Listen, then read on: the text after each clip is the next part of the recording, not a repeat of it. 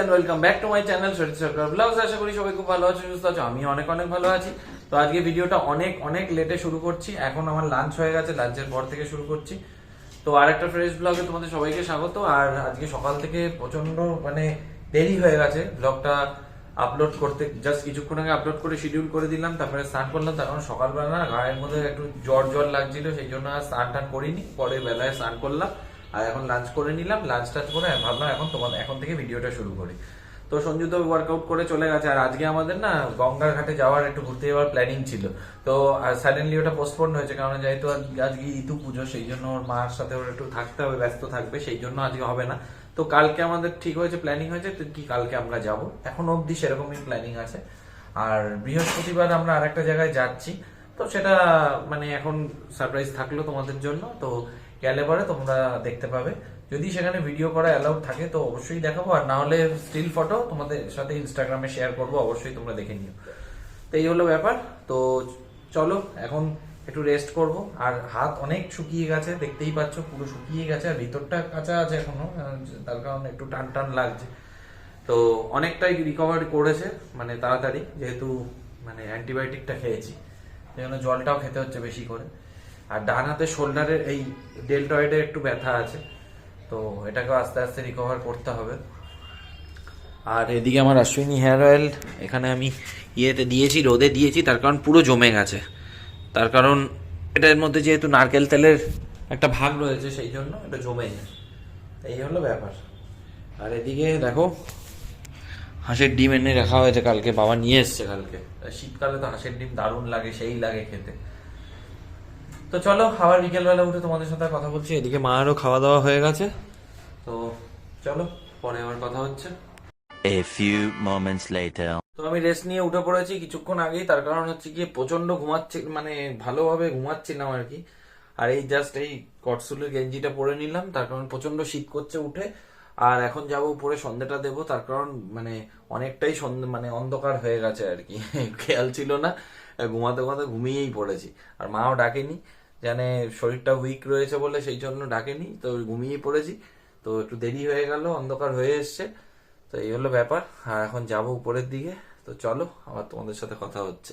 আর ঘুমটা দারুণ হচ্ছে গাইজ, তার কারণ হচ্ছে কি শরীরে এখনো তো অনেকটা জায়গায় জায়গায় ব্যথা রয়েছে। তো ঘুমটা দারুণ হচ্ছে। আর হাতে তো এখানে তো মেডিসিন লাগিয়ে আমি শুয়েছিলাম, তো এখন মোটামুটি ঠিক আছে এখনো। 2000 years later. তো গাইজ এই হচ্ছে বাইরের অবস্থা। আর এই প্রপার্টিটা তোমাদেরকে দেখাই। এই হচ্ছে অবস্থা, দেখো পুরো ভেঙে মাঠ করে দিয়েছে। আর ওইখানে একটু অবশিষ্ট রয়েছে বাকি, ওইটাও ভেঙে দেবে। এতটা হয়ে গেছে।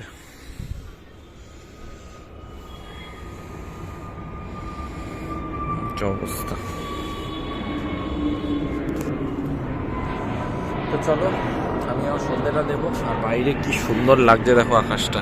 সন্ধ্যের আগে একটা অদ্ভুত একটা আলাদা একটা সৌন্দর্য একটা চলে আসে, আকাশটা না, প্রকৃতি একটা অন্য সাজে সেজে ওঠে কিন্তু। তো এখন সন্ধ্যেটা দেবো, দিয়ে মা আর বাবা ওদিকে চা খাচ্ছে। আমি গেঞ্জিটা পরেছি, আমাকে বললো পড়তে পারলি? না হ্যাঁ পারলাম। তার কারণ হচ্ছে হাতের এইটার জন্য ওরাও টেনশান করছে যে আমি পারবো কি না। তার কারণ হচ্ছে গিয়ে কষ্ট হয় প্রচণ্ড পড়তে, আর পারতে তো হবেই। কেননা না পড়লে তো ঠান্ডা লাগছে প্রচণ্ড। তো ঘুম থেকে উঠলাম তো শীত করছে, সেই জন্য পড়েই নিলাম। তো চলো একবার সন্ধ্যা টন্ধে দিয়ে নিচে নেমে আবার তোমাদের সাথে কথা বলছি। আর আজকে তো সেইভাবে ভিডিও শুরুও করেছি দেরি করে, তার কারণ হচ্ছে কটা দিন ধরে খুব চাপের মধ্যে রয়েছি। আর তারপরে হাতে ব্যথা, খুব তাড়াহুড়ো করে কাজও করতে পারছি না, একটু চাপ হয়ে যাচ্ছে। একটু কোঅপারেট করে নিও। আশা করি তোমরা বুঝতে পারছো যে আমার কষ্ট কতটা হচ্ছে, কিন্তু কিছু করার নেই। এটা আমার ডেলি রুটিন, তোমাদেরকে আমার ভিডিও দিতেই হবে। যে তোমরা কিন্তু সেইভাবে কিন্তু সাপোর্ট করছো না। এখন অবধি 113খানা সাবস্ক্রাইবার আমি রয়েছি। তো তোমরা বেশি বেশি করে চ্যানেলটাকে সাবস্ক্রাইব করো। ভিডিও দেখছো কিন্তু স্কিপ করে বেরিয়ে যাচ্ছ, সাবস্ক্রাইব করে দাও, লাইক করে দাও।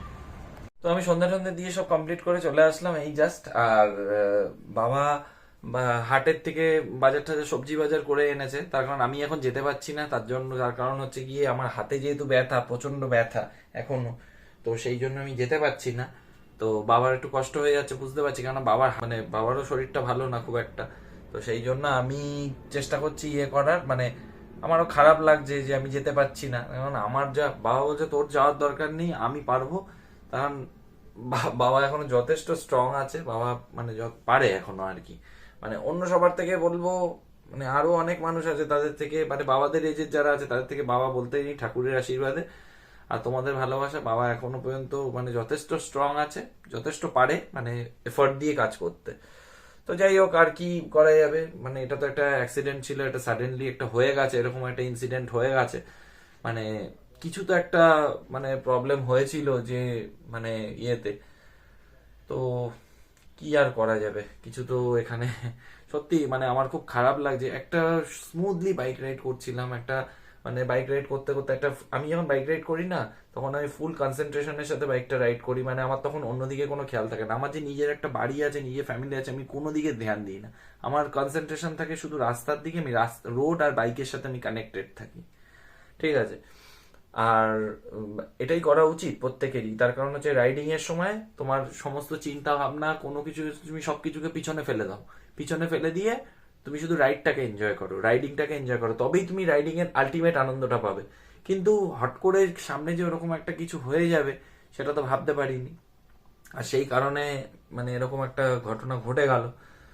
তো কি আর করা যাবে, আজকে কাকুর সাথে কথা হচ্ছিল, কাকু আগের গাড়ির এনওসিটা নিয়ে কাকু একটু বিজি রয়েছে, তারপরে এই গাড়ির ইন্স্যুরেন্সটা করাতে হবে, কারণ ভাইজারটার সামনে এটা ক্র্যাক হয়ে ফেটে গেছে, সেইটাকে চেঞ্জ করানোর জন্য দরকার আছে, তো তাই করাতে হবে। তো কাকু এখন টাইম আস্তে আস্তে ফ্রি হবে, এরপরে কাজগুলো করিয়ে নিতে হবে কাকুর সাথে থেকে, কারণ না হলে কাকুর মানে প্রবলেম হয়ে যাবে একা, সরি।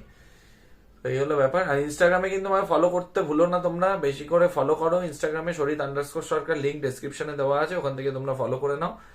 আর সঞ্জু আজকে মনে হয় আসবে না, তার কারণ হচ্ছে ওদের বাড়িতে ইদু পুজো আছে আজকে, আর সেই কারণেই আমাদের গঙ্গার ঘাটে যাওয়ার প্ল্যানটা পোস্টপোন্ড হলো। আর স্কুটার নিয়ে যেত না, গেলে পরে ওর একটা এন্টর্ক স্কুটার আছে, ওই সরি স্কুটার নিয়ে বলছি, ও R15 নিয়ে যেত না, তার কারণ হচ্ছে কি R15 এর নাম্বার প্লেটটা খোলা রয়েছে, সেই কারণে মানে যাতে কেউ মানে দূরে না যেতে পারে সেই জন্য ও ব্যাটা খুলে রেখে দিয়েছে। তো আমাকে বললো যে দাদা তাহলে এনটর্ক নিয়ে যাই, তাহলে কেন ও কাজে যখন যায় এনটর্ক নিয়েই যায়, কেননা তাতে স্কুটারে গেলে কি হয় ওদের সুবিধা হয়, অনেক জিনিসপত্র নিয়ে যেতে হয়। তো তো বললো যে তাহলে স্কুটারটা নিয়ে যাই, আনলাম হ্যাঁ হ্যাঁ চল, আমার কোনো প্রবলেম নেই। তো কিন্তু কি করা যাবে, আজকে তো ফোন করে আমাকে পরে বললো সবই ঠিক ছিল, ফোন করে বললো দাদা মা আজকে তো ইতু পুজো আছে, তো মার সাথে একটু হেল্প করে দিতে হবে, থাকতে হবে। তো আমি বললাম যে ঠিক আছে তাহলে তাই কর, কালকে তাহলে হোক। আর কালকে এখন অব্দি ঠিক আছে, কালকে ওর কোনো কাজ না থাকলে বললো তো ঠিক আছে কালকেই যাবো, যদি ওর কোনো কাজ না পড়ে যায় তাহলে তো কালকেই যাওয়া যাবে, দেখা যাক কি হয়, যা হবে তোমরা তো দেখতেই পাবে। কেননা গঙ্গার ঘাটটা অনেকদিন ধরে টানছে, অনেকদিন যাওয়ার প্ল্যান, জয়দা শঙ্করের সাথে অনেকদিন ধরে যাবো যাবো যাবো যাবো করে করে আর যাওয়া হচ্ছে না। তো ফাইনালি এবার সঞ্জুর সাথে যাব, গেলে পরে ওই তিনটে নাগাদ বেরিয়ে পড়বো, 2:30-3টের মধ্যে, তার কারণ ওখানে ওই সময় গিয়ে তারপরে গিয়ে ঘুরে টুরে এসে সন্ধ্যের পরে আসবো। তো এটাই করবো আর কি। তো দেখি কি কতদূর কি করতে পারি, তারপরে দেখা যাক। তো আজকে একটু পরে গৌরবের প্রেত কথার এই যে পডকাস্ট, যেটা লাইভ পডকাস্ট যেটা, ওটা শুনবো, মানে লাইভ এপিসোড যেটা, ওটা শুনবো। তার কারণ হচ্ছে গিয়ে মানে খুবই ভালোবাসি, মানে আমি হচ্ছি গৌরবের প্রেত কথার একটা অন্ধ ভক্ত। তো শুনি, আশা করি তোমরাও অনেকে শোনো, তো ভালো লাগে, আমিও শুনি, আমার রেগুলার লিসেনার, আমিও মাও রেগুলার লিসেনার, তো আমরা শুনি। তো আজকে দুপুরবেলা শুনছিলাম কোথাও গিয়ে, তো শুনতে শুনতে না হট করে ঘুমিয়ে পড়েছি, তো ফোনটা চালু অবস্থায় ছিল, তারপরে পরে হট করে হুশ পড়েছে যে ফোনটা তো চালু রয়েছে, তারপরে ফোনটাকে বন্ধ করে আবার ঘুমিয়ে গেছি। এখন অ্যাকচুয়ালি শুলেই না ঘুমিয়ে পড়ছি না, শরীরটা প্রচন্ড উইক রয়েছে, তার কারণ হচ্ছে কি এই যে মানে কড়া কড়া ওষুধগুলো মেডিসিন গুলো খেয়েছি, তার কারণবশত শরীরটা উইক রয়েছে, অ্যান্টিবায়োটিক পড়েছে তো শরীরে, তো শরীরটা প্রচন্ড উইক রয়েছে। আর ব্যথাটা তো এখনো রয়েছে, পায়ে রয়েছে ব্যথা, হাতেও রয়েছে, ডান দিকে শোল্ডারটায় এখনো ডেল্টয়েডে ব্যথা রয়েছে। এটাকে আস্তে আস্তে সব রিকভারি করে উঠতে টাইম তো লাগবে, এত বড় মানে একদিনে দুবার দুবার মানে ধাক্কা খেয়েছি, মানে পড়েছি আর কি। তো এই হলো ব্যাপার।